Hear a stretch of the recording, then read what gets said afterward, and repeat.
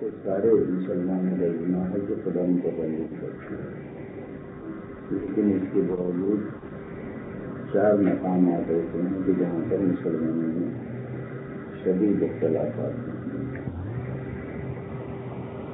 اور اس علم کو علم کلام بھی کہتے ہیں اور علم کلام ہی کے نام سے زیادہ مشہور ہے۔ اس کی وجہ یہ ہوئی کہ صدر اول میں سب سے پہلا مسئلہ جو مسلمانوں کے درمیان میں رکھا ہے وہ یہی مسئلہ تھا، کلام خدا کے بارے میں کہ کلام الہی کیا ہے۔ اور پھر یہ مسئلہ سب سے بڑا مسئلہ یہ تھا کہ کلام الہی قدیم ہے یا حادث ہے۔ اس میں اتنا تشدد رہا مامون کے دور میں آ کر کے حکومت اور علماء میں مامون کیونکہ امام رضا کی بڑی عہدی کا زمانہ تھا اور وہ علم دوست بھی تھا، شیعہ تو نہیں تھا۔ جن بزرگوں کو بھی یہ شبہ ہوا ہے، میں نام نہیں لینا چاہتا کیونکہ ان کی شخصیت بہت مسلم ہے، لیکن بہرحال میں اشتباہ ہوا۔ جو لوگ تاریخ کا مطالعہ کریں گے وہ اندازہ کریں گے، اس لیے کہ اگر وہ شیعہ ہوتا تو امام رضا کو زہر نہ دیتا، تو امام رضا کی صحبت میں رہ کے بہت سی چیزیں اس نے سیکھ لی جو خود دوست تھا، تو وہ اس بات کے اوپر شدید اصرار رکھتا تھا کہ کلام خدا جو ہے وہ حادث ہے، جو قرآن مجید ہے۔ لیکن سنی علماء اس پر بہت سخت ان کا موقف یہ تھا کہ کلام خدا قدیم ہے۔ چنانچہ اس میں امام احمد ابن حنبل کو بہت کوڑے لگوائے تھے مامون نے اپنے دور میں، اور کہا کہ یہ عقیدہ بدل اور یہ کہ قرآن جو ہے وہ حادث سے قدیم نہیں، مگر وہ کتا رہا اس نے کہنا میرا جو عقیدہ ہے وہ یہ کہ کلام خدا قدیم ہے، اسے جیل میں ڈال دیا تھا۔ لیکن احمد ابن حنبل نے اپنا عقیدہ بدلا نہیں، چنانچہ عمومی طور پر سنیوں کا عقیدہ یہی رہا کہ کلام خدا قدیم ہے۔ تو 4 جگہوں پر کلام کے سلسلے میں اختلاف ہے۔ ایک یہ کہ خدا کا متکلم ہونا دلیل عقلی سے ثابت ہے یا دلیل نقلی سے ثابت ہے۔ دوسری یہ کہ کلام کے معنی کیا ہے، حقیقت کلام کیا ہے، ماہیت کلام کیا ہے۔ تیسرا اختلاف یہ ہے کہ متکلم کسے کہتے ہیں، اور چوتھا اختلاف یہی ہے کہ کلام الہی جو ہے وہ حادث کے قدیم ہے۔ یہ 4 مقام جو ہیں سنی شیعہ کے درمیان میں اختلاف ہے۔ اب چونکہ ہمارے علماء بھی جو علم کلام نہیں جانتے، چونکہ علم کلام میں متکلم کی اصطلاح بالکل الگ ہے، لہذا یعنی ہم لوگوں کا نظریہ بالکل الگ ہے، اس لیے ممبر سے ہمارے لوگ جو ہیں وہ ایسی چیزیں پڑھ دیتے ہیں جو ہمارے عقیدے کے خلاف ہیں۔ تو بہت ضروری ہے کہ آدمی کم سے کم اپنے عقیدے کو جانتا ہے کہ اس سلسلے میں ہمارا منتہا یہ کہ آپ کو اجمالی طور پر یہ تو معلوم ہونا چاہیے کہ ہمارا عقیدہ کیا ہے، اب بعد میں اپنے عقیدے کے بارے میں معلومات کیجیے۔ علم کلام میں متشربہ ہے، تجرید ہے، یہ کتابیں جو ہیں ان میں آپ کے عقائد کو دلیل سے بیان کیا گیا ہے، یا پھر دوسری یہ کتاب ہے اعتقاد میں، اس کو بھی دیکھ لینا چاہیے آدمی کو، لیکن اس میں صرف یہ ہے کہ ہمارا عقیدہ حشر کے بارے میں کیا ہے، نشر کے بارے میں کیا ہے، نکیرین کے بارے میں کیا ہے، جنت کے بارے میں کیا ہے، دوزخ کے بارے میں کیا ہے، اجماع کے بارے میں کیا ہے، وہ سادہ اور اس میں کہیں کہیں حدیثوں سے استدلال ہے، وہ عقائد صدوق ہیں، یہ سب عقائد میں کتابیں لکھی گئی ہیں، لیکن وہ بالکل سادہ ہیں. اور اس قسم کی کتابیں جو ہیں جو عقیدہ ہے تو وہ ان عقائد کے اوپر دلیلیں بھی پیش کی ہیں، تو اس لیے ان کو درسیات میں پڑھاتے ہیں. وہ مطالعے کی چیزیں ہیں. ہمارے یہاں کے بابا آدم شریف تھے، یہاں جو ہے مطالعے کی کتابوں کو درسیات میں پڑھاتے ہیں اور درسیات کی کتابوں کو ختم کر دیتے ہیں. یہ ہمارے یہاں نہیں چلتا. تو پہلی بحث تو یہ ہے کہ خدا کا متکلم ہونا تو اجماعاً ثابت ہے، لیکن متکلم ہونا خدا کا یہ عقلی دلیلوں سے ثابت ہے یا نقلی دلیلوں سے ثابت ہے. یعنی عقل کہتی ہے کہ خدا کو متکلم ہونا چاہیے، کوئی دلیل عقلی ہے، یا دلیل نقلی سے ثابت ہے، قرآن سے حدیث سے ثابت ہے. تو اشاعرے بے شعور جو ہیں وہ یہ کہتے ہیں کہ ادلہ عقلی، جن کے پاس عقل نہیں ہے وہ کہتے ہیں دلیل عقلی، لیکن کوئی دلیل عقلی قائم نہیں ہے اس بات کے اوپر. معتزلہ اور شیعہ جو ہیں ان کے عقائد ایک حد تک بہت سی جگہوں کو ملتے جلتے ہیں، حالانکہ معتزلہ جتنے ہیں وہ سب سنی ہیں.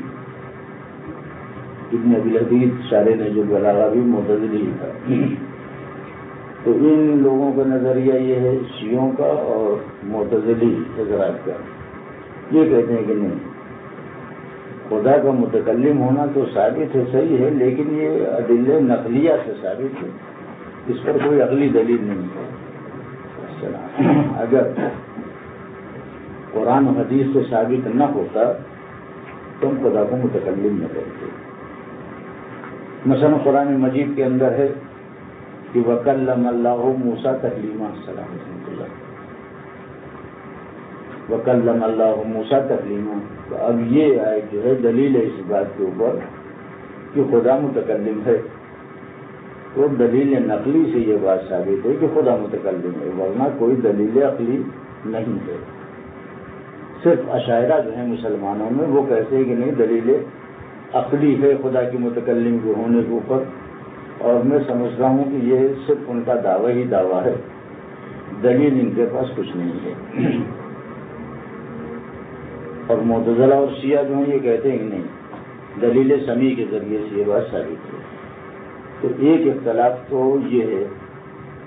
دوسرا اختلاف جو ہے فی ماہیت کلامہ تبارک و تعالی، کہ خدا کے کلام کی ماہیت کیا ہے، یعنی خدا کا کلام یعنی چیز، اس کلام کی کیا حقیقت ہے. تو اشاعرہ کہتے ہیں کہ وہ ایک معنی قدیم ہے، معنی قدیم ہے جو قائم بذات ہی تعالی ہے، نہ وہ خبر ہے، نہ وہ انشاء ہے، نہ وہ استخبار ہے، نہ وہ امر ہے، نہ وہ نہیں ہے. جتنی بھی کلام کی جتنی بھی صورتیں ہیں ان میں سے کچھ نہیں ہے، بس ہے. یعنی نہ اسے امر کہہ سکتے ہیں، نہ اسے نہیں کہہ سکتے ہیں، نہ خبر کہہ سکتے ہیں، نہ استخبار کہہ سکتے ہیں، نہ نہیں کہہ سکتے ہیں. علیہ السلام. جتنی بھی چیزوں کا آپ تصور کر سکتے ہیں وہ نہیں ہے. اچھا وہ نہیں ہے تو کیا ہے؟ وہ کہتے ہیں ان سب کے ماورا ایک چیز ہے، وہ ہے حقیقت کلام. کلام الہی جو ہے ایک ایسی چیز ہے جو آپ کے ذہن سے بالا ہے، ایک معنی قدیم ہے جو ذات پروردگار عالم کے ساتھ قائم ہے. یہ اشاعرہ کا ایک تصور ہے، لیکن ظاہر ہے کہ اب اس کی تردید یا اس کی تائید کیسے کی جائے، چونکہ قاعدہ کلیہ یہ ہے کہ جب تک ہم بات سمجھے نہیں کہ آپ کہنا کیا چاہتے ہیں، ہم آپ کی نہ تائید کر سکتے ہیں نہ تردید کر سکتے ہیں. اسی چیز کی تائید اسی وقت ہوتی ہے کہ جب معلوم ہو کہ آپ کی بات کیا ہے. تو اشاعرہ کلام کی جو تفسیر کرتے ہیں وہ یہی نہیں معلوم کہ وہ کہنا کیا چاہتے ہیں، لہذا ان کی تائید کیا کی جائے. اور اس لیے اشاعرہ کا قول تو اس سلسلے میں باطل ہے. چنانچہ صاحب قوانین نے بھی اسی طریقے سے کہہ دیا ہے اور انہوں نے بھی یہی بات کہی ہے. البتہ جو بات شیعوں نے اور معتزلیوں نے کہی ہے وہ کہتے ہیں کہ ماہیت کلام باری ہمارے کلام سے الگ نہیں ہے، یعنی وہ حروف و اصوات کی جو مرکب ہوں اور مفہم للمطلب، الاصوات والحروف المرکبہ المفہمہ للمطلب، اس کا نام کلام ہے جو ہمارے یہاں ہوتا ہے۔ ایک مرتبہ آپ ایسے حروف بولیے، ایسے مرکبات بولیے کہ جو بے معنی ہوں، تو اس کو کلام نہیں کہتے ہیں۔ میں، ہم، آنا، یہ جملے، یہ لفظ ہیں، لیکن اس کا کیا مفہوم ہوا؟ تو اسے چاہے یہ مرکب ہو لیکن اس کا کوئی مفہوم نہیں ہے۔ ایسے اصوات اور ایسے حروف کی جن کو جب مرکب کیا جائے تو اس سے کوئی مطلب بھی پیدا ہو، حروف و اصوات کی جو المفہموں لمعنن ہوں، افہام معنی کر سکے، ان کا نام کلام ہے۔ تو یہی بات جو حقیقت کلام یہاں ہے وہی حقیقت کلام خدا کے یہاں بھی کلام کا یہی مطلب ہے۔ تو ماہیت کلام یعنی خدا کے کلام کے سلسلے میں یہ بات ہے۔ لیکن اشاعرہ جو کہتے ہیں، ہم اپنی دلیل پیش کریں گے، اور اشاعرہ کی دلیل کی رد یہ ہے کہ پہلی بات تو یہ ہے کہ اشاعرہ جو بات کہتے ہیں وہ بات سمجھ میں نہیں آتی ہے، کہ وہ نہ خبر ہے، نہ وہ استقبال ہے، نہ وہ امر ہے، نہ وہ نہیں ہے، نہ وہ نفی ہے، نہ وہ استفہام ہے، نہ وہ عرض ہے۔ بے عبارت اخرى جتنی بھی چیزوں کا آپ تصور کر سکتے ہیں وہ نہیں ہے، اس کے ما سوا کچھ اور ہے۔ تو جب ہم اس کو سمجھ ہی نہیں سکتے تو ہم اس کی نفی کیا کریں؟ لہذا یہ اشاعرہ کی بات جو ہے یہ غیر معقول ہے، اس لیے کہ تصدیق مسبوق بالتصور ہوا کرتی ہے۔ پہلے کسی چیز کا تصور قائم ہو جائے تب پھر ہم اس کی تصدیق کریں یا تردید کریں، تو یہ تصور ہی نہیں ہوتا اس مفہوم کا۔ جب تصور ہی نہیں تو تصدیق ہم کیا کریں؟ لہذا یہ غلط ہے۔ دوسری بات یہ ہے کہ اشاعرہ اس بات کے قائل ہیں کہ وہ معنی قدیم ہیں جو آپ کے سمجھ میں نہیں آتے، اور قائم بالذات ہیں۔ تو قائم بالذات ہیں تو اس کا نتیجہ یہ ہے کہ خدا جو ہے یہ جو کچھ بھی بات کرتا ہے، جو تکلم ہے، خدا متکلم یعنی خود جیسے ہم بات کرتے ہیں ویسے اللہ بات کرتا ہے، اس کا نتیجہ یہ ہو گیا۔ اور ظاہر ہے کہ ہمارے نزدیک یہ بات باطل ہے۔ اور اب رہا ہمارا مسئلہ کہ وہ حروف اور اصوات کی جو مرکب ہوتے ہیں اور مفہوم للمعنی ہوتے ہیں، ان کا نام کلام ہے۔ اس کی دلیل یہ ہے کہ عمومی طور پر کلام کا مفہوم یہی سمجھا جاتا ہے۔ حکماء، علماء، تمام بالغ نظر حضرات جو ہیں وہ اسی بات کو سمجھتے ہیں کہ کلام اسی چیز کو کہتے ہیں۔ اور یہی وجہ ہے کہ اگر آدمی ساکت بیٹھا ہوا تو اسے متکلم نہیں کہتے، یا مثلا کہتے ہیں کہ ہاں ساکت بیٹھا ہوا کیونکہ وہ بول نہیں رہا ہے، یا مسروع آدمی جو ہے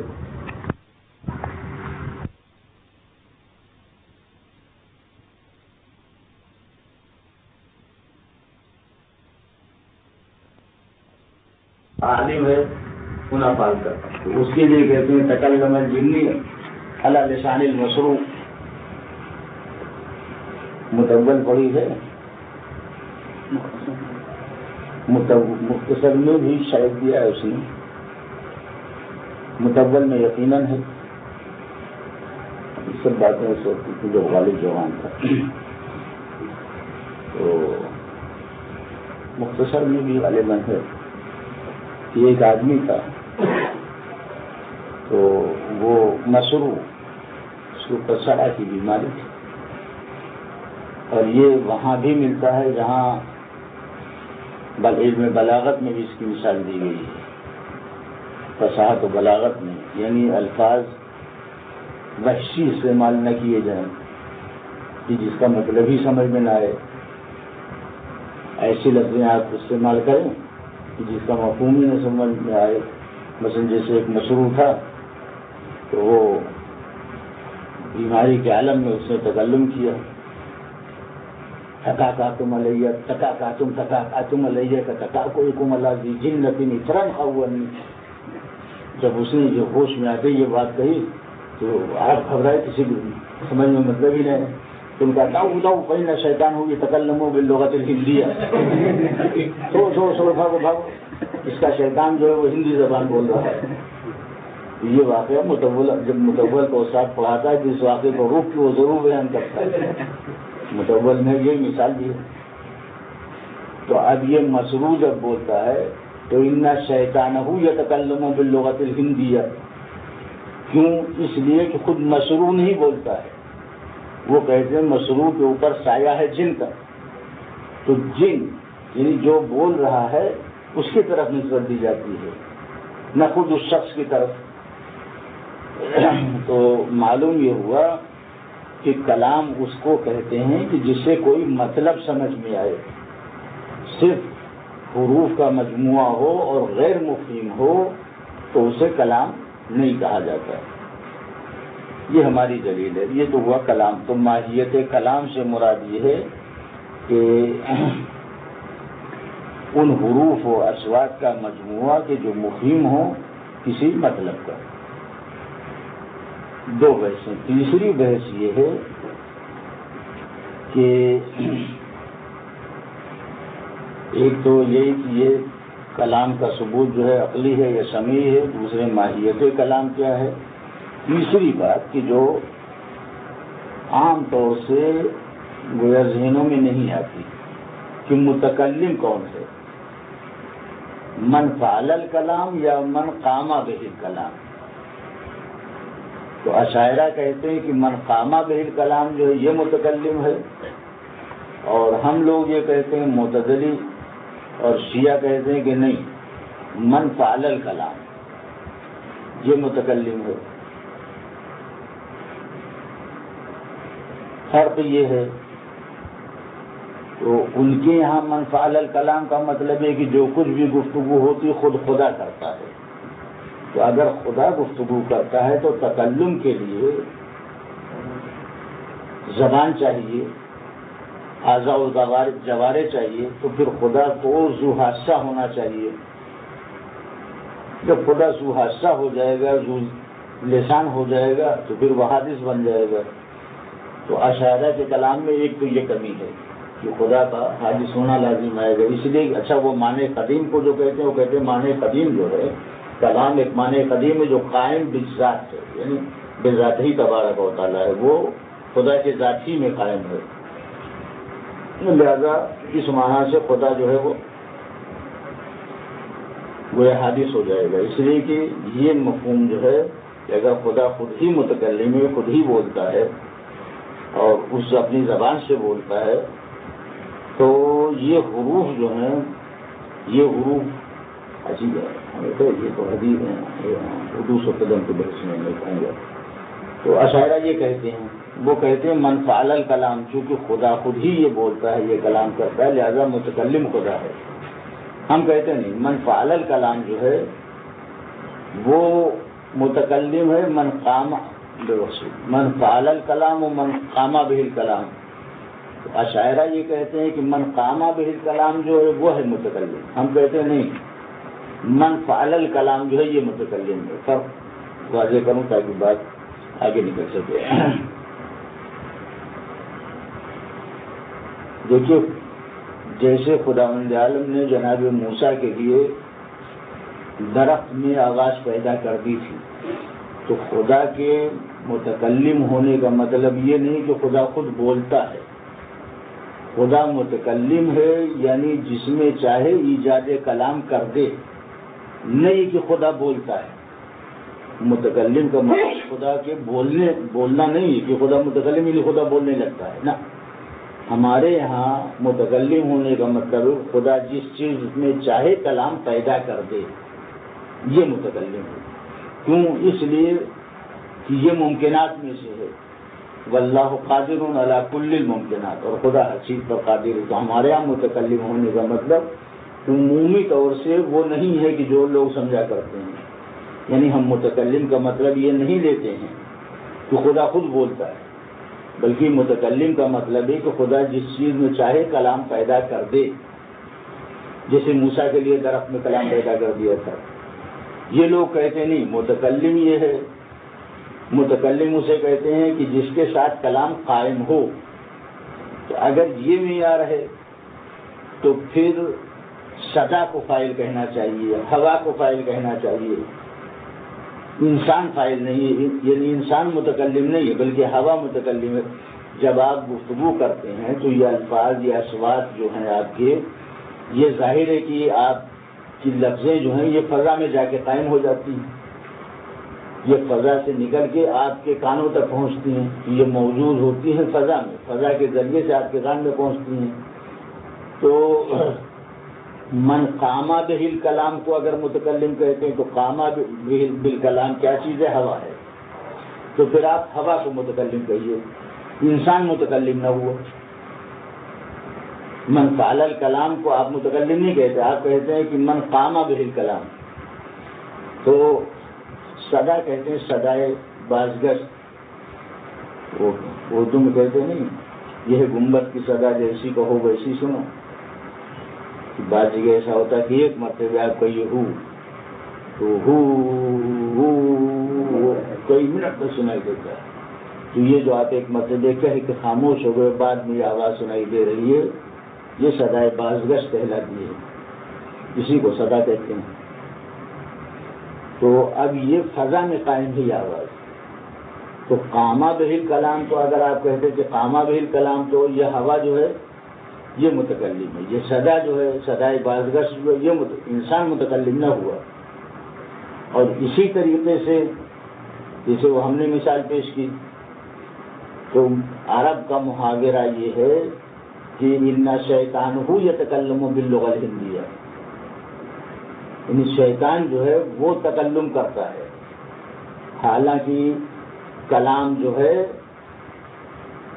کلام کس نے کیا؟ یعنی مشروع جو ہے، شیطان یتکلم باللغۃ الہندیہ، چونکہ وہ فضا جو یہ کلام جو ہے وہ جا کے قائم ہوتا ہے، خود بولنے والا یہ آدمی ہے، صدر منہ الکلام، شیطان کا اثر صحیح، کسی اور کا اثر صحیح، بولنے والا تو یہ بیمار ہے، یہ مشروع بول رہا ہے، لیکن عرب اس کو متکلم نہیں کہتے۔ تو متکلم یہ ہونا چاہیے، اس لیے کہ فاعل کلام یہ ہے، اور یہ کہتے ہیں کہ گویا ان شیطانہ یتکلم، اس کا شیطان، چونکہ یہ سمجھتے ہیں یہ خود نہیں بول رہا ہے بلکہ اس کی زبان سے شیطان بول رہا ہے، تو بولنے والا شیطان ہے، تو اس لیے بولنے والے کی طرف نسبت دی گئی اور اس کو متکلم کہا عربوں نے۔ اور آپ کے لحاظ سے شیطان کو متکلم نہیں کہنا چاہیے کہ ان شیطان یتکلم، یہ نہیں کہنا چاہیے، آپ کو یہ کہنا چاہیے کہ ہوا جو ہے وہ متکلم ہے، اس لیے کہ الفاظ میں تو ہوا میں جا کے قائم ہو گئے۔ تو من قام بہ الکلام جو ہے وہ ہوا ہے۔ تو اگر من قام بہ الکلام کو آپ متکلم کہیں گے تو آپ ہوا کو متکلم کہیے، فضا کو متکلم کہیے، صدا کو متکلم کہیے، انسان کو متکلم نہ کہیے۔ تو اس لیے ہم کہتے ہیں کہ نہیں، متکلم وہ ہے کہ من فعل الکلام، اور من فعل الکلام کا مطلب جو کلام کرے، یعنی چاہے خود کرے یا کسی میں کلام کو ایجاد کرے، وہ ہے متکلم۔ انسان جو ہے وہ خود کلام کرتا ہے، اللہ جو ہے وہ کلام کو ایجاد کرتا ہے، کیونکہ اس کے پاس وہ حواس نہیں ہے، زبان نہیں ہے، ذہن نہیں ہے، جسم نہیں ہے کہ جس سے وہ گفتگو کر سکے، لہذا اس کے متکلم ہونے کا مطلب یہ ہے کہ وہ جس چیز میں چاہے کلام پیدا کر دے۔ تو خدا کے متکلم ہونے کا مطلب یہ ہے کہ اس کو قدرت ہے کہ جس چیز میں چاہے کلام پیدا کرے۔ ہمارا عقیدہ شیعوں کا نظریہ یہ ہے، لہذا یہاں پر متکلم ہونا کا وہ مفہوم نہیں ہے کہ جو ہم اپنے بارے میں متکلم کہتے ہیں کہ ہم متکلم یعنی کلام کرنے والا۔ تو وہاں مفہوم تکلم کا مفہوم عام ہے، یعنی یا خود کلام کرے، متکلم کے معنی کیا، خود کلام کرے یا جس میں چاہے کلام پیدا کر دے۔ تو یہ اشاعرہ کے خلاف ہے۔ اشاعرہ کہتے نہیں بلکہ کلام جس کے ساتھ قائم ہو وہ متکلم ہے. خدا کے ساتھ قائم ہے، خدا متکلم ہے. ہوا کے ساتھ قائم ہے، ہوا متکلم ہے. فضا کے ساتھ قائم ہے، فضا متکلم ہے. تو کلام کے بارے میں یہ اختلاف ہے. یہ تیسری چیز ہے. چوتھی چیز یہ ہے کہ کلام خدا یہی معرکۃ الاعلیٰ ہے، اور اسی پر صدر اسلام سے لے کے اب تک بحث ہوتی آئی ہے، اور اسی سے اس علم کا نام علم کلام رکھا گیا ہے کہ کلام خدا حادث ہے یا قدیم ہے. تو شیعوں کا نظریہ یہ ہے کہ کلام خدا جو ہے وہ حادث ہے. اشاعرہ کا نظریہ یہ ہے کہ کلام خدا جو ہے وہ قدیم ہے. کلام خدا کو اگر قدیم مانا جائے تو یہ باطل ہے. اس کے بطلان کے چند اسباب ہیں. ایک تو یہ کہ اگر کلام کو آپ قدیم مانیں گے تو تعدد خدا لازم رہے گا. ایک تو خدا قدیم ہے، آپ نے اس کے کلام کو بھی قدیم مان لیا. تو خدا قدیم، کلام قدیم. قدیم تو ہو گئے، بل قدیم لا یکون الا واحدا. جیسے اللہ ایک ہوتا ہے ویسے قدیم بھی ایک ہی ہوتا ہے، دو نہیں ہو سکتے. تو تعدد خدا لازم رہے گا، لہذا باطل. تو جو مستلزم بطلان ہو وہ خود باطل ہوتا ہے، جو مستلزم محال ہو وہ خود محال ہوتا ہے. نمبر 1. نمبر 2، اگر کلام خدا کو آپ قدیم مانیں گے تو خدا کو جھوٹا ماننا پڑے گا. یہ ماننا پڑے گا کہ خدا جھوٹ بولتا ہے. کیوں؟ اس لیے کہ سچ اور جھوٹ کا معیار کیا ہے؟ مشہور یہ کہتے ہیں کہ جھوٹ کا اور سچ کا معیار ہے کہ اگر خبر واقعے کے مطابق ہے تو سچ ہے، اور واقعے کے مطابق نہیں ہے تو جھوٹ ہے. نظام یہ کہتا ہے کہ واقع کچھ نہیں ہے. اگر اعتقاد مخبر کے مطابق ہے تو سچ ہے، اور اعتقاد مخبر کے مخالف ہے تو جھوٹ ہے. شکاکی یہ کہتا ہے کہ نہیں، واقع کے بھی مطابق ہو اور اعتقاد مخبر کے بھی مطابق ہو تب سچ ہے، اور دونوں کے مخالف ہو تو جھوٹ ہے، اور ایک کے موافق ہو اور ایک کے مخالف ہو تو نصیب ہے نقیص ہے. یہ بحث آدمی متبر میں پڑھی ہوگی. ان کا جیسے مثال کے طور پر کہیں آگ لگ گئی اور آپ نے کہا بھی فلاں مدرسے میں آگ لگ گئی. اب واقعاً اگر آگ لگی تھی تو آپ کی یہ خبر جو واقعے کے مطابق ہے سچ، نہیں لگی تو اور آپ نے کہا تو جھوٹ. تو واقعے کے مطابق اور عدم مطابقت جو ہے یہ سچ اور جھوٹ کا معیار ہے. نظام یہ کہتا ہے کہ نہیں، یہ معیار نہیں. واقعے کے خلاف بھی ہو لیکن آپ کے عقیدے کے مطابق ہے، خبر دینے والے کے عقیدے کے مطابق ہے تو سچ ہے، اور آپ کے عقیدے کے خلاف ہے تو جھوٹ ہے، چاہے واقعے کے مطابق ہو. اس نے کہا قرآن مجید کہتا ہے کہ اذا جاءك المنافقون قالوا نشهد انك لرسول الله والله يعلم انك لرسوله والله يشهد ان المنافقين لكاذبون. اے پیغمبر، یہ منافقین آتے ہیں کہتے ہیں کہ ہم گواہی دیتے ہیں کہ اب اللہ کے رسول ہیں، لیکن خدا گواہی دیتا ہے یقیناً اب اللہ کے رسول ہیں، مگر خدا گواہی دیتا ہے یہ جھوٹ بولتے ہیں. تو اب منافقین جب آ کے کہتے تھے کہ نشهد انک لرسول اللہ، ہم گواہی دیتے ہیں کہ اب اللہ کے رسول ہے، تو یہ واقعے کے مطابق تھا یا نہیں؟ واقعے کے مطابق تھا. تو آج کے معیار کے مطابق سچ ہونا چاہیے، لیکن خدا کہتا ہے جھوٹ. کیوں جھوٹ ہے؟ معلوم ہوا کہ واقعے کے مطابق کا شک نہیں ہے. یہ جو کہہ رہے ہیں جن کے عقیدے کے خلاف بات تھی، یہ رسول اللہ کو رسول مانتے ہی نہیں تھے. منافقین جو ہے رسول اللہ کو رسول نہیں مانتے تھے، تو اپنے عقیدے کے خلاف کہتے تھے، لہذا خدا نے کہا جھوٹ ہے. تو جھوٹ کا معیار یہ جو اپنے عقیدے کے خلاف بولے، چاہے واقعے کے مطابق. اگر عقیدے کے مطابق ہے تو سچ ہے، اب وہ واقعے کے بھی مطابق ہو تو کیا کہنا. تو معیار واقع نہیں ہے، معیار عقیدہ ہے. آپ اپنے عقیدے کے مطابق کہتے ہیں تو صحیح، اور اگر عقیدے کے خلاف کہتے ہیں تو جھوٹ. سکاسی نے دونوں باتیں کہی ہیں. سکاسی مطلب دقیق لمبا ہو جائے گا. وہ کہتا ہے دونوں چیزوں کے اگر مطابق ہے تو سچ ہے، دونوں کی مخالف ہے تو جھوٹ ہے. اگر ایک کی موافق واقعے کے مطابق ہے اعتقاد کے مخالف، یا واقعے کے اعتقاد کے مخالف ہے واقعے کے مطابق ہے تو جھوٹ.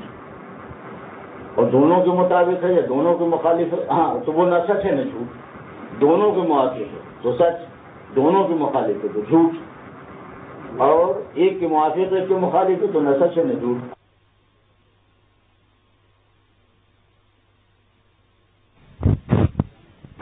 کے خلاف ہو تو جھوٹ۔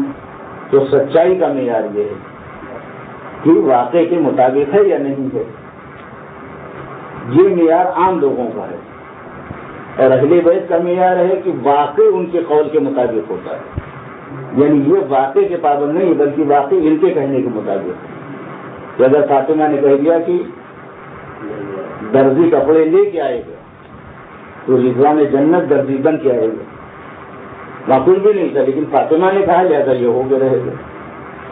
اگر سید سجاد سے ایک نے پوچھا کہ مومن کا حق کیا ہے تو آپ نے کہا کہ اگر وہ کہہ دے درخت سے کہ یہاں چلا تو درخت آ جائے گا۔ سید سجاد نے یہ نہیں کہا کہ درخت تو آ جائے، بطور مثال کا کہ اگر کہہ دے درخت وہاں سے چلنے لگا تو میں نے بلایا، یعنی یہ جو کہہ کے واقع ہو جائے۔ عام انسانوں میں یہ ہوتا ہے کہ جو واقع ہے جو خارج میں ہے اس کے مطابق آپ کہیے تو سچ، اور اس کے خلاف کہیے تو جھوٹ، اور اہل بیت یہ ہیں جو یہ کہہ کے وہی حق ہے، یعنی دنیا واقع کے تابع ہے اور اہل بیت کے تابع واقع ہے۔ جیسے پیغمبر اسلام نے علی ابن ابی طالب کے کہا تھا الحق مع علی والحق وعلی مع الحق، یہ نہیں کہا کہ اللہم ادر علی مع الحق حیث ما دار، پالنے والے تو علی کو ادھر ادھر پھرا جدھر جدھر حق پھرے، نہ کہا حق کو ادھر ادھر پھرا جدھر علی پھرے، یعنی حق علی کا تابع ہے، علی حق کے تابع نہیں ہے۔ جو علی کہیں گے وہ حق ہوگا، علی کہتے ہیں کہ یہ ہے تو حق وہی بن جائے گا۔ تو معیار علی ہے، حق کوئی چیز نہیں ہے، حق تو وہ ہے جو علی کہتے ہیں۔ تو اہل بیت میں اور عام انسانوں میں فرق ہے، ان کی نوع ہی الگ ہے۔ یہ لوگ سمجھتے ہیں کہ یہ بھی عام انسان ہے، ہم جیسے تم کانے ہو، لنگڑے ہو، اندھے ہو، کالے ہو، تو اہل بیت سے اندھے لنگڑے کالے ڈھونڈے تھے، ہم جیسے ہیں۔ رسول ہمارے جیسا ہے، ہمارے جیسے بشر تھے، اب تم جیسے بشر تھے، تم پتہ نہیں، تمہارے نسل کا پتہ نہیں، تم رسول اللہ جیسے ہو۔ یہ سننا حدیث انہوں نے توہین رسالت اتنی کی ہے جس کی کوئی امتحان اللہ نہ تو سچ کا معیار یہ ہوا کہ جو عام طور پر کہ جو واقع کے مطابق ہو وہ سچ ہے، جو واقع کے خلاف وہ جھوٹ ہے۔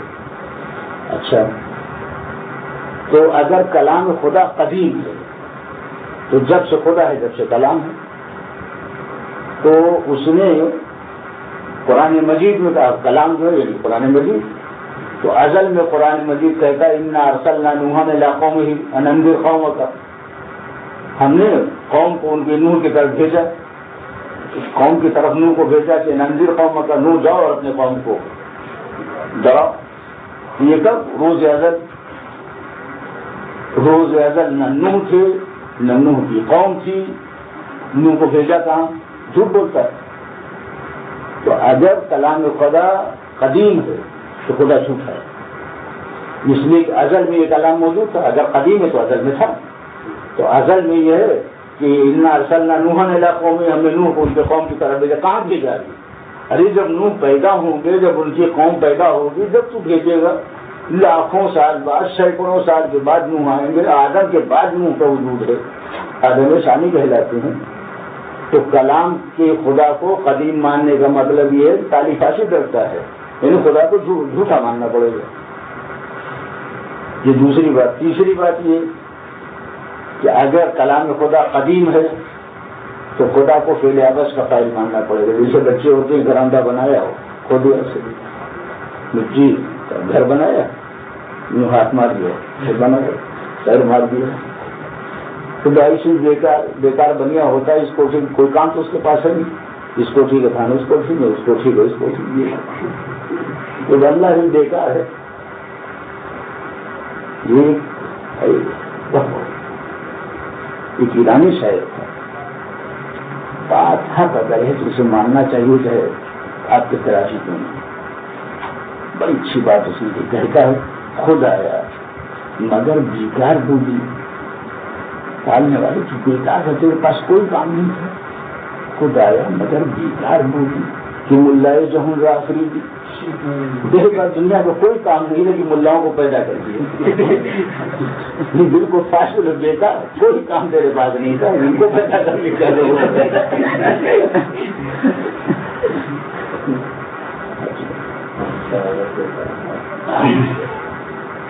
تو اب جھوٹ کیسے مسئلہ؟ خدا کا کلام ہے قدیم، تو روز ازل سے ہے یہ کلام. اس نے کہا اقیموا الصلاۃ، آتوا الزکات، نماز قائم کرو، زکات ادا کرو. کون؟ یہ بیکار ہے. ابھی میں کوئی آدمی ہے جو نماز پڑھے گا؟ ابھی مخلوق ہی نہیں پیدا ہوئی ہے. نماز کون پڑھے گا؟ روزہ کون رکھے گا؟ وقت ہی کہے جا رہا ہے نماز پڑھو روزہ رکھو، تو پہلے ابس بیکار ہے، کوئی مخاطب ہی نہیں دنیا میں، تو کہے جا رہا ہے. تو اگر کلام میں خدا قدیم ہے تو پھر اس کا مطلب وہ کار عوض بھی کرتا ہے، لہذا کلام میں خدا قدیم نہیں ہو سکتا، حادث ہو گیا. اچھا، اجتہاد کی مقابلت نس نہیں ہوتا ہے، یعنی نس آ جانے کے بعد پھر اجتہاد نہیں ہوتا ہے. اچھا، نس موجود ہے تو اجتہاد کا ایک ساتھ سے یہ ایسے ہی ہے. اجتہاد کی مقابلت نس، اس کی مثال نہیں سمجھیے. ایک ساتھ سے ان کو خبر ملی کہ ان کا دوست مر گیا، یہ بیچارے روتے ہوئے بھاگے، ہے میرا دوست مر گیا، دنیا سے چلا گیا. روتے ہوئے پہنچے، دیکھا راستے میں دوست آ رہا ہے. ہاں ضرور ہے، مجھے خبر ملی تھی تم مر گئے. کہنے نہیں میں زندہ ہوں. ارے نہیں، جس نے خبر دی تھی وہ تم سے زیادہ معتبر تھا. اب یہ اشتہاد کے مقابلے نس ہے، یعنی نس موجود ہے، وہ کہہ رہا ہے کہ میں زندہ ہوں، اور تم اشتہاد کر رہے ہو کہ نہیں جس نے کہا تو وہ زیادہ معتبر ہے. یہ اشتہاد کے مقابلے نس جو یہ بات ہے. تو خداوند عالم تو اپنے قرآن کے اندر کہتا ہے کہ میرا قرآن حادث ہے، اور آپ کہتے ہیں نہیں مجھے پتا نہیں ہے، میرا کلام جو ہے وہ قدیم ہے. قرآن کی آیت ہے ما یاتیہم من ذکر من ربہم فہو محدث. دیکھو جو کچھ بھی ذکر رب آئے گا وہ حادث ہے. ما یاتیہم من ذکر من ربہم فہو محدث. جو کچھ بھی ان کے پاس ذکر رب آئے گا وہ حادث ہوگا. ذکر رب، اچھا ذکر سے مراد قرآن ہے. انا نحن نزلنا الذکر وانا لہ لحافظون. ہم نے ذکر کو نازل کیا اور ہم اس کی حفاظت کرنے والے ہیں. اجماع ہے کہ ذکر سے مراد قرآن. تو دیکھو تمہارے پاس قرآن آئے گا وہ قرآن حادث ہے. تو اللہ تو کہہ رہا قرآن حادث ہے، اور آپ رٹے جا رہے نہیں تجھے بھول ہو گئی، قرآن تو قدیم ہے. یہ اگلے سنیے. لہذا کلام خدا جو ہے وہ حادث قدیم نہیں ہے. اور خود عقلی طور پر جب آپ کلام کے معنی ان حروف و اصوات کے لیتے ہیں کہ جو مفہوم المطلب ہوتے، حروف میں یہ ہوتا ہے کہ ایک حرف جو ہے وہ موجود ہوا پھر فنا ہوا. زید آپ نے کہا تو پہلے زید نہیں تھا، زید پہلے نہیں تھا. آپ نے جب زید کہا تو پھر زید کا وجود ہوا. اب اس کے بعد زے فنا ہو گیا، پھر یہ کا وجود نہیں ہوتا. یعنی زے جو ہے آدم کے بعد وجود میں آیا تو مسبوق بالعدم ہوا. جو مسبوق بالعدم ہوتا ہے وہی حادث ہوا کرتا ہے. یہ جتنے حروف ہیں یہ سب کے سب حادث ہیں، اور انہیں حادث ہے. اما اندھوں کا مجموعہ جو وہ بھی نہ ہو سکتا ہے. یہ حادث ہے، یہ حادث ہے، دال حادث ہے، یہ سب ہے حادث. اور زید پورا مجموعہ جو ہے یہ قدیم ہو گیا. آپ ان کو ناخن ہو جائے گا، اسی لیے کفی کی بات کرتے ہیں. یہ اس کے بعد ایک آخری ہے صادق ہے. ہاں کل حافظ رہی کل معصومہ کی وفات کے حوضے میں بھی کہا بسم اللہ الرحمن الرحیم الصفۃ السابعہ انہ تعالی متکلم. خداوند عالم متکلم قال یعنی علامۃ الہندی. الصفۃ السابعہ انہ تعالی متکلم بالاجماع. خدا متکلم ہے بالاجماع، یعنی شیعہ سنی سبھی کا اس پر اجماع. والمراد بالکلام، اور کلام سے مراد الحروف والاصوات، وہ حروف اور اصوات ہیں کہ المسموعہ جو سنے جاتے ہیں، المنتظمہ اور جن کو نظم کے ساتھ ہے یعنی بالترتیب ہوں بمعنی. ومعنی انہ تعالی متکلم، اور خدا کے متکلم ہونے کے معنی یہ ہے کہ انہ یوجد الکلام، خدا کلام کو ایجاد کرتا ہے کہ جسم من الاجسام، جس جسم میں چاہے پیدا کرتے کلام کو، نہیں کہ وہ کلام کرتا ہے، خود بولتا ہے. وہ تفسیر الاشاعرہ غیر معقول، اور اشاعرہ نے جو کلام کی تفسیر کی ہے وہ نہایت غیر معقول ہے. اقول من جملۃ صفاتہ تعالی، خدا کی من جملہ اور صفات میں سے ایک بات یہ کہ کونہ متکلما، خدا متکلم ہے. وقد اجمع المسلمون علی ذلک، اور مسلمانوں نے اجماع کیا ہے خدا کے متکلم ہونے پر. واختلفوا بعد ذلک فی مقامات اربع، اور اختلاف کیا ہے اس اجماع کے بعد 4 جگہ، 4 مقامات میں اختلاف کیا ہے. المقام الاول فی الطریق الی ثبوت هذه الصفات، یعنی اس راستے میں کہ جس سے یہ صفت ثابت ہو، یعنی وہ کس راستے سے ثابت ہے، شریعت کے راستے سے ثابت ہے یا عقل کے ذریعے ثابت ہے. فقالت الاشاعرہ والعقل، اشاعرہ کہتے ہیں کہ عقل سے ثابت ہے. اب ان لوگوں کے پاس عقلی نہیں تھی جو عقل سے ثابت. وقالت المعتزلہ هو السمع، معتزلہ نے کہا نہیں، دلیل سمیع ہے، قرآن سے ثابت ہے، حدیث سے ثابت ہے. اور دلیل سمیع کیا ہے وہ قولہ تعالی وکلم اللہ موسیٰ تکلیما. یہ تو اختلافات ہے. کوئی ان سے پوچھے کہ آپ کا نظریہ کیا ہے تو کہتے ہیں وہ حق، یہی معتزلہ کا نظریہ جو حق ہے. لعدم دلیل العقلی، اس لیے کوئی عقلی دلیل موجود نہیں ہے. وما ذکروہ دلیلا، اور جس کو ان لوگوں نے بطور دلیل پیش کیا ہے اشاعرہ والوں نے، فلیس بتعمیم، وہ کام نہیں ہے، بیکار. اچھا وقد اجمع الانبیاء، یہ دور رہ گیا. کہتے ہیں ایک ثبوت اس بات کا کہ خداوند عالم جو ہے یعنی خدا متکلم ہے، اس پر ایک دلیل یہ بھی ہے کہ سارے انبیاء کا اجماع ہے. خدا کے متکلم ہونے پر سارے انبیاء کا اجماع ہے، اور اجماع انبیاء کا حجت ہے. تو قیاس اس طریقے سے یعنی انبیاء کا اجماع ہے اس بات پر کہ قرآن جو ہے کلام خدا ہے، اور کلام خدا سے جو ہے خدا کو متکلم ہونا ثابت ہو. انبیاء نے اجماع کیا ہے کہ قرآن کلام الہی ہے، اور کلام الہی نے کہا ہے کہ خدا متکلم ہے. تو کوئی پلٹ کے کہے کہ یہ تو اس سے تو دور لازم آئے، اس لیے کہ قیاس اگر آپ شکل اول سے بنائیں گے تو اس کا نتیجہ یہ نکلے گا کہ اجماع انبیاء سے آپ ثابت کرنا چاہتے ہیں کہ قرآن اللہ کا کلام ہے. اجماع انبیاء ثابت کرتا ہے کہ قرآن اللہ کا کلام ہے. تو انبیاء کے اجماع سے، انبیاء کے ذریعے سے قرآن کا کلام ہونا ثابت کیا، اور کلام الہی سے انبیاء کی نبوت ثابت کرتے ہیں. تو ثبوت نبوت انبیاء موقوف ہے قرآن پر، اور قرآن کا ثبوت موقوف ہوا انبیاء کی نبوت کے اوپر. کہا ہوا دور المصرہ، یہ دور مصرہ ہے.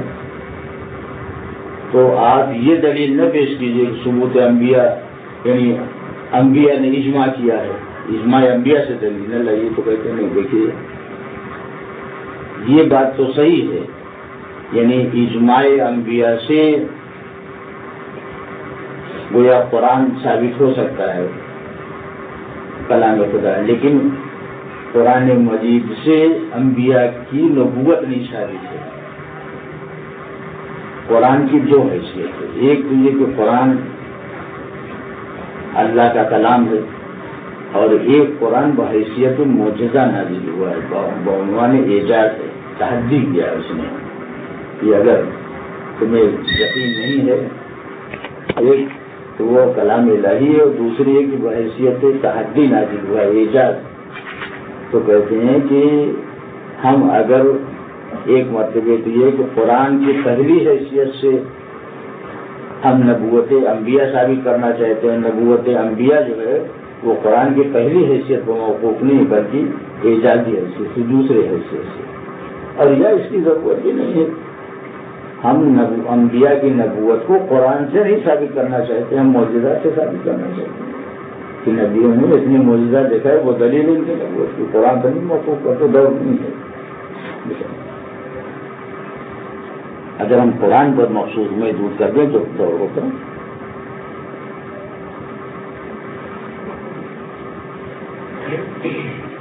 وقد اجمع الانبیاء علی ذلک وثبوت نبوتہم، اور انبیاء کی نبوت کا ثبوت غیر موقوف علیہ، وہ اس قرآن کے اوپر موقوف نہیں ہے. کیوں؟ لأن امکان الاستدلال علی النبوت، اس لیے کہ نبوت پر استدلال جو ہے وہ ممکن ہے بغیر قرآن کے علاوہ سے بھی استدلال کیا جا سکتا ہے معجزہ سے.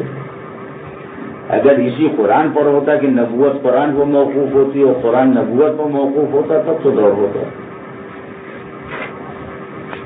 بغیر القرآن من المعجزات، یا او بالقرآن، یا ہم قرآن ہی پر موقوف مانیں لیکن لا من حیث انہ کلام ہونے کی حیثیت سے نہیں، بل من حیث انہ معجزہ، بلکہ اس حیثیت سے کوئی معجزہ ہے.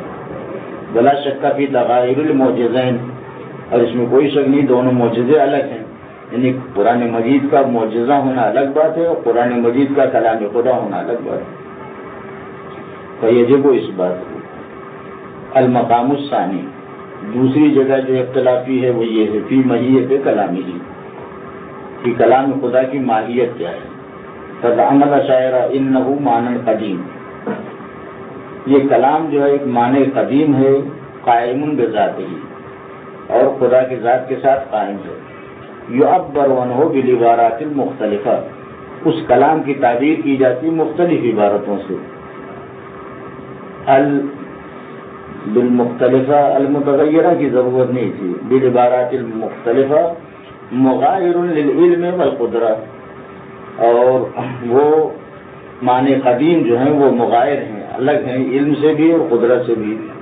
ولیس بحرفن، وہ معنی قدیم جو ہیں وہ نہ حرف ہے، نہ صوت ہے، نہ امر ہے، نہ نہیں ہے، نہ خبر ہے، نہ استقبال ہے، وغیرہ ذالک من اسالیب الکلام، جتنے بھی اسلوب کلام ہوتے ہیں ان میں سے کچھ نہیں ہے. یہ تو اشاعرہ کہتے ہیں. وقالت المعتزلہ والکرامیہ والحنابلہ، یعنی حنبلی اور معتزلہ، کرامیہ، حنابلہ، یہ لوگ کہتے ہیں کہ نہیں، کلام سے مراد هو الحروف والاصوات المرکبہ ترکیبا مفہما، ان حروف و اصوات کا مجموعہ ہے کہ جو مرکب ہوں لیکن ایسی ترکیب ہو کہ جس سے کوئی مطلب سمجھ میں آئے. والحق الاخیر، اور حق یہی اخیر، یعنی معتزلہ اور کرامیہ کا مذہب جو ہے وہ حق ہے. لوجہین، دو دلیلوں سے. الوجہ الاول ان المتبادر لافہام العقلاء ہوا ما ذکرناہ، جو بات سمجھ میں آتی ہے فہم عقلاء میں وہ یہی مطلب ہے جو ہم نے ذکر کیا. ولذالک، لا، اسی لیے لا یصفون بالکلام من لم یتصف بذالک، اسی لیے وہ کلام سے متصف نہیں کرتے اس شخص کو جو اس صفت سے متصف نہ ہو، نہ اس سے مطلب ہو، تو اس کو نہیں کہتے کہ یہ متکلم ہے. بس ساکت، جیسے کوئی آدمی چپ بیٹھا ہو یا گونگا ہو تو اس کو نہیں کہتے کہ متکلم ہے. ایک دلیل. والوجہ الثانی انما ذکروہ، یہ اشاعرہ نے جو کچھ ذکر کیا ہے یہ غیر متصور، اس کا تصور ہی نہیں ہوتا کہ کیا کہنا چاہتے ہیں. نہ وہ صوت ہے، نہ امر ہے، نہ نہیں ہے، نہ خبر ہے، نہ استقبال ہے، اور یہ کچھ بھی نہیں ہے. جب کچھ نہیں تو ہے کیا؟ تو کہتے ہیں فإن المتصور، جس چیز کا تصور ہوتا ہے وہ دو ہی چیزیں، یا قدرت یا علم. اما القدرت الذاتیہ، تصور جو ہوتا ہے یا تو قدرت ذاتیہ کا ہوتا ہے، التي تصدر عنها الحروف والاصوات، قدرت ذاتیہ کی جس سے حروف و اصوات صادر ہوا کرتے ہیں. یا تو یہ قدرت ذاتی ہو سکتا ہے کلام، قدرت ذاتی سے کلام صادر ہو. وقد قالوا ہوا غیر، ان لوگوں نے کہا نہ، تو یہ قدرت ذاتی کے علاوہ چیز ہے. یا پھر ابل علم، اور یا پھر یہ علم ہو سکتا ہے جس کا تصور ہے کہ علم جو ہے وہ سبب ہو. وقد قالوا ہوا غیر، انہوں نے کہا نہیں، وہ علم بھی نہیں ہے، نہ قدرت ہے، نہ علم ہے. اب رہے باقی صفات لیست صالحۃ لمصدریۃ ما قالوا، باقی صفات جو ہیں ان میں صلاحیت نہیں کہ وہ مصدر بن سکے اس قول کا جو یہ کہتے ہیں، یعنی وہ مصدر، ان سے یہ چیزیں نہیں نکل سکتی ہیں، ان میں مصدریت کی صلاحیت نہیں ہے. ٹھیک، تو پھر وہ مطلب ہمیں سمجھ میں نہ آیا. وَإِذَا لَمْ يَكُنْ مُتَصَوَّرًا، جب اس کا تصور ہی نہیں ہوا تو لم یصح اثبات ہو، تو اس کا اثبات ہی صحیح نہیں ہے. اس تصدیق و مسبوق بالتصور، اس لیے کہ تصدیق جو ہے وہ بعد میں ہوتی ہے تصور، پہلے تصور ہو پھر تصدیق ہو، تب ہم اس کی تردید کریں یا تائید کریں۔ دو مقام۔ تیسرا مقام فیما تقوم بھی تلک صفت، یہ صفت کلام جو ہے کس کے ساتھ قائم ہے؟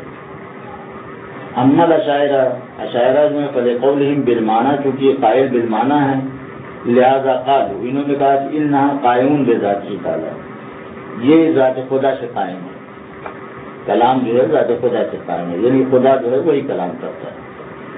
وَأَمَّا الْقَائِلُونَ بِالْحُرُوفِ وَالصَّوْتِ، لیکن جو لوگ حروف و صوت کے قائل ہیں کہ کلام نام ہے حروف اور اصوات کے مجموعے کا، کہ جو ایسا مرکب ہو کہ جس سے کچھ باتیں سمجھ میں آئیں، تو ان میں اختلاف ہو گیا، فقد اختلفوا، فقالت الحنابلہ والکرامیہ، حنابلہ اور کرامیہ نے کہا ہے کہ یہ انہ قائم بذاتہ تعالی، یہ ذات پروردگار عالم سے قائم ہے، خدا کی میں نے حوالے سے فَإِنَّهُمْ هُوَ الْمُتَكَلِّمُ بِالْحَرْفِ وَالصَّوْتِ، تو ان لوگوں کے نزدیک خدا ہی جو ہے وہ متکلم ہے حرف و صوت کا۔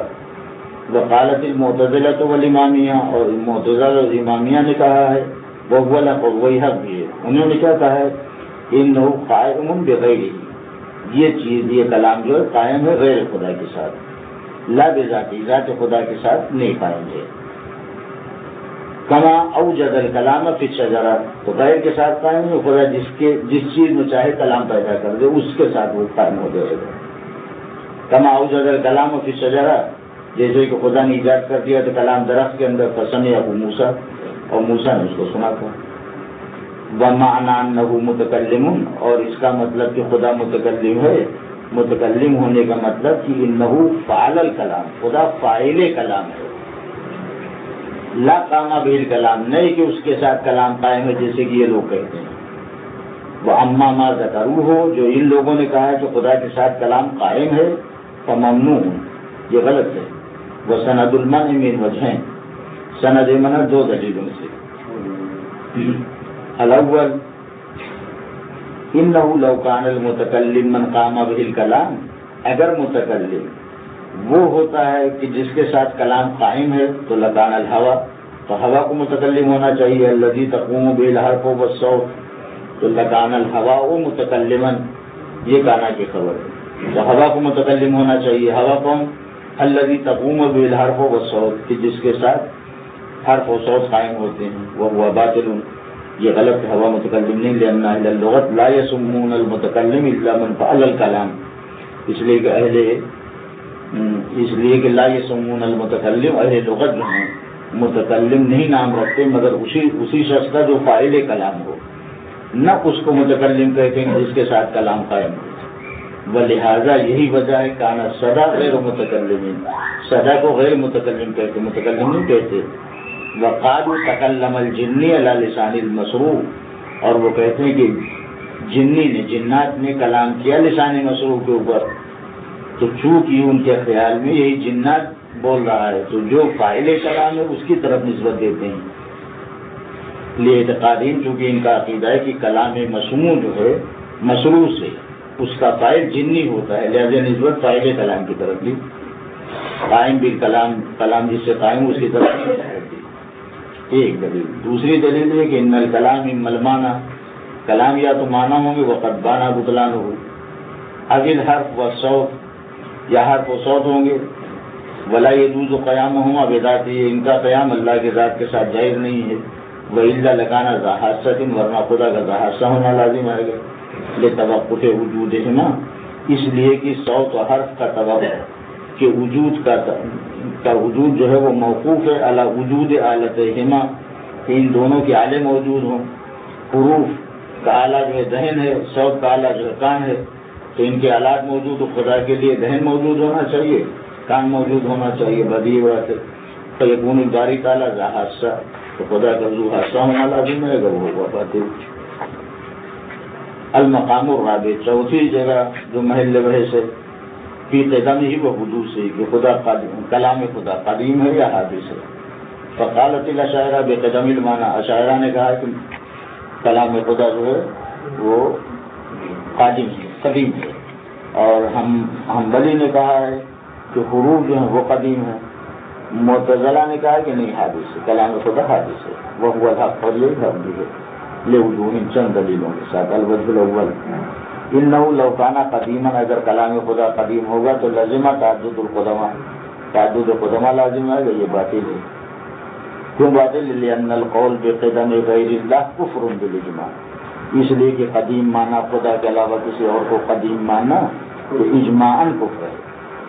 ولہذا کفرت النصارى، اسی لیے نصارہ کو کافر کہا گیا ہے۔ لإثباتهم قدم الأقنون، اس لیے کہ اقنون کے کو ثابت کرتے ہیں۔ اقنون یعنی اقنون ثلاثہ کے قائل ہیں لوگ، کہ جناب عیسیٰ و جناب مریم و اللہ، یہ تینوں مل کر کے گویا خدا۔ الوجہ الثالث ثانی انہ مرکب من الاصوات والحروف، کلام جو ہے مرکب ہوتا ہے اصوات و حروف سے، اور اصوات و حروف کی خاصیت یہ ہے کہ یعدم السابق منہا کہ وجود لاحق ہی، کہ سابق جو ہے وہ فنا ہو جاتا ہے جیسے لاحق موجود ہوتا ہے۔ جیسے زید میں جب یہ ہوگا تو یہ ختم ہو جائے گا، جب دال آئے گا تو یہ ختم ہو جائے گی۔ والقدیم لا يجوز علیہ العدم، و قدیم کو پر عدم جائز نہیں ہوتا ہے۔ الوجہ الثالث انہ لو کان قدیما، اگر خدا کلام خدا کو قدیم مانا جائے تو لازم الکذب علیہ، تو خدا پر کذب لازم ہے، یہ خدا جھوٹا ہے۔ واللازم و باطل، خدا کا کاذب ہونا باطل ہے۔ الملزوم مثلہ، بیان ملازمت یہ ہے کہ انہ اخبر بارسال نوح فی الازل، خدا نے خبر دی ارسال نوح کی ازل میں، انا ارسلنا نوحا الی قومہ، ہم نے نوح کو ان کے قوم کی طرف بھیجا، ازل ہی میں خبر دے دی۔ ولم یرسلہ، حالانکہ نہیں بھیجا تھا ان کو، اذ لا سابقہ علی الازل، اس لیے ازل سے پہلے دنیا میں کوئی چیز تھی ہی نہیں، تو یکون کذبا، زیادہ جھوٹ ہو گیا۔ الوجہ الرابع انہ یلزم منہ العبث، اگر کلام خدا کو قدیم مانا جائے تو اسے عبث لازم آئے گا، کیونکہ قرآن میں اقیموا الصلاۃ وآتوا الزکاۃ، نماز پڑھو زکوٰۃ دو، تو یہ حکم ازل ہی میں تھا، اور یہ عبث ہے۔ کیوں؟ اذ لا مکلف فی الازل، ازل میں کوئی مکلف ہی نہیں تو کس کو حکم دیا گیا ہے۔ بل عبث قبیح، اور عبث قبیح بات ہے، فیمتنع علیہ تعالیٰ، لہذا خدا کے اوپر محال ہے۔ الوجہ الخامس، پانچویں دلیل کہ کلام خدا حادث ہے، خود خدا کہتا ہے کہ ما یاتیہم من ذکر من ربہم محدث، جو کچھ بھی ان کے پاس ذکر آئے گا خدا کی طرف سے، یعنی قرآن، وہ حادث ہوگا۔ والذکر هو القرآن، اور ذکر سے مراد قرآن ہے، اس لیے کہ خدا نے کہا انا نحن نزلنا الذکر وانا له لحافظون، ہم نے ذکر نازل کیا اور ہم اس کی حفاظت کریں گے۔ دوسری جگہ کہا وانه لذکر لک ولقومک، یہ ذکر ہے تمہارے لیے، تمہارے قوم کے لیے۔ وصفہ بالحدوث، خود خدا نے قرآن کو کی صفت لائی ہے حدوث کے ذریعے سے، فلا یکون قدیما، لہذا یہ قدیم نہیں ہو سکتا ہے۔ تو فقول المصنف، اب جو مصنف نے کہا ہے کہ وہ تفسیر الاشاعرۃ غیر معقول، اشاعرہ کی تفسیر غیر معقول ہے، یہ اشارۃ الی ما ذکرناہ فی هذه المقامات، ان جگہوں پر ہم نے جو چیزیں ذکر کی ان تمام سب کی طرف اشارہ ہے، کہ کہا ہے کہ وہ تفسیر الاشاعرہ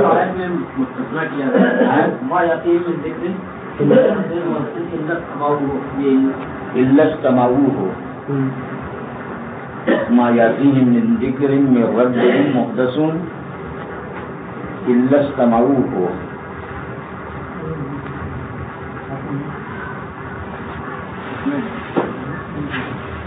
یہ پتہ نہیں الا استمعوه